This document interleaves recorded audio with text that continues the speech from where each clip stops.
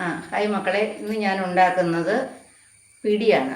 അപ്പോൾ പിടിക്ക് വേണ്ടുന്ന സാധനങ്ങൾ: അരിപ്പൊടി, ജീരകവും വെളുത്തുള്ളി അരച്ചത്, തേങ്ങ, പിന്നെ പാകത്തിന് ഉപ്പ്.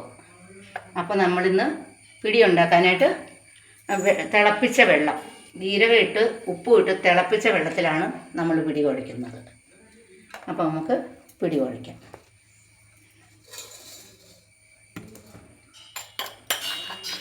ഉപ്പ് നമ്മൾ വെള്ളത്തിലിട്ടിട്ടുണ്ട്, എന്നാലും ഇച്ചിരി ഇതിലേക്ക് നമ്മൾ ഇടുന്നുണ്ട്.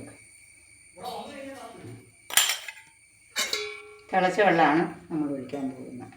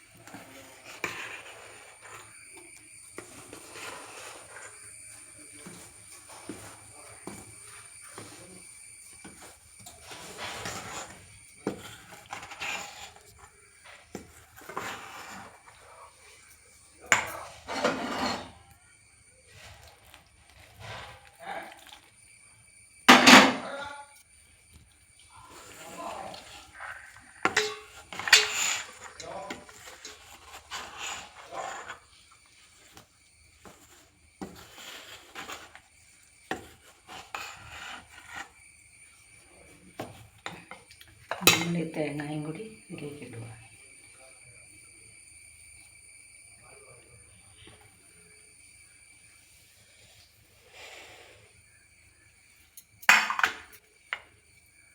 ജീരകവും വെളുത്തുള്ളിയും കൂടി ചേർക്കുകയാണ്.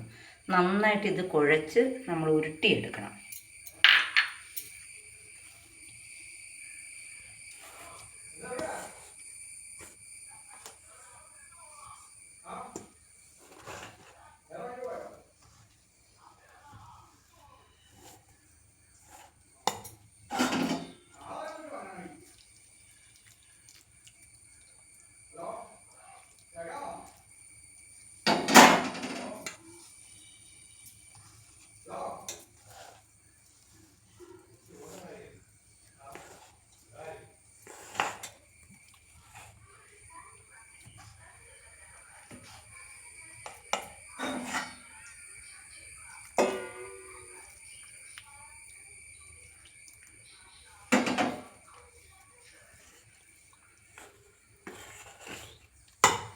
നമ്മൾ ചെറിയ പാത്രമായതുകൊണ്ട് ഈ പാത്രത്തിൽ ഇതൊന്ന് ചേഞ്ച് ചെയ്യുകയാണ്.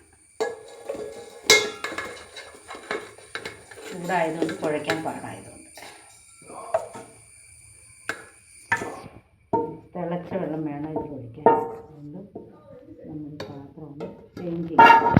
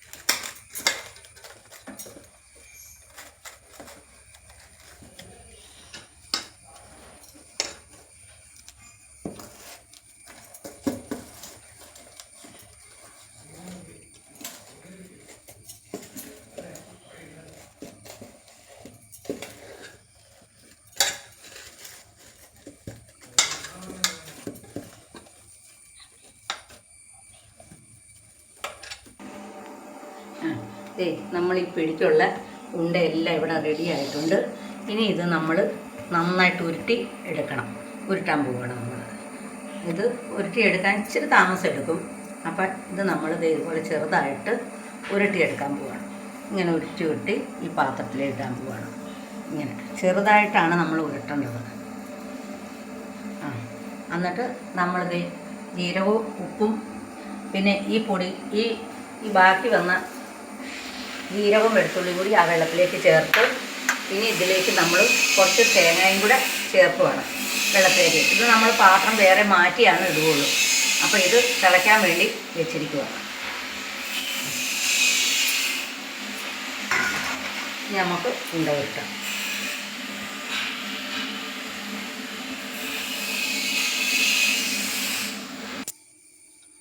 നമ്മുടെ പിടിയുണ്ട ഇവിടെ ഉരുട്ടി വെച്ചു. വെള്ളം നമ്മൾ തിളപ്പിച്ച് വെച്ചു. ഇനി ഇത് നമ്മൾ വെള്ളം അടുപ്പിലേക്ക് വെക്കാൻ പോകണം. ജീരകവും ഉപ്പും വെളുത്തുള്ളിയും കൂടി ചേർത്ത് തേങ്ങയും ഇട്ട് തിളപ്പിച്ച വെള്ളമാണ്. ഇതൊന്നുകൂടെ തിളച്ച് കഴിയുമ്പോൾ നമ്മൾ ഈ പിടിയുണ്ട ഇടാൻ പോവുകയാണ്.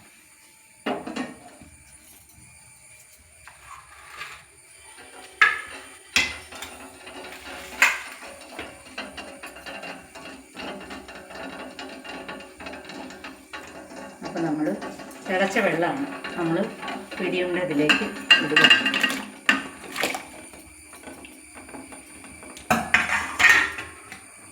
ഇത് നന്നായിട്ട് ഉരുട്ടി വെച്ചതാണ് പിടിയുണ്ട.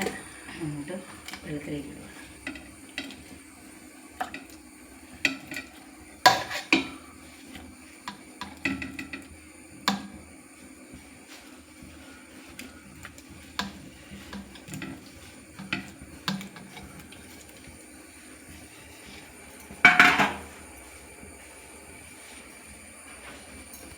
ഇനി ഇത് നമുക്കൊന്ന് പതുക്കെ ചുറ്റിച്ചങ്ങ് വെക്കാം, തിളയ്ക്കട്ടെ.